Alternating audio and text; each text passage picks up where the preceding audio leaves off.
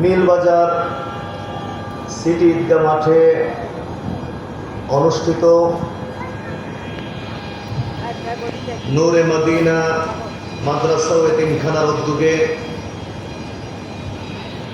হযরত নবী করিম সাল্লাল্লাহু আলাইহি সাল্লামের প্রাণপ্রিয় দৌহিত্র হযরত ইমাম হুসাইন রাদিয়াল্লাহু তাআলা আনহু 10ই মুহররম কারবালার প্রান্তে শাহাদাত বরণ ও সমস্ত শহীদানে কারবালার স্মরণে আয়োজিত আজকের এই পবিত্র ওয়াজ ও ইসালে সাওয়াবের মাহফিল। আজকের মাহফিলে উপস্থিত রয়েছেন সভাপতি জনাব মোহাম্মদ মাহবুবুর রহমান চৌধুরী, সভাপতি নূর মদিনা মাদ্রাসা এতিমখানা। আজকের মাহফিলে উপস্থিত রয়েছেন পীরে তরিকত হযরতুল আল্লামা আলহাজ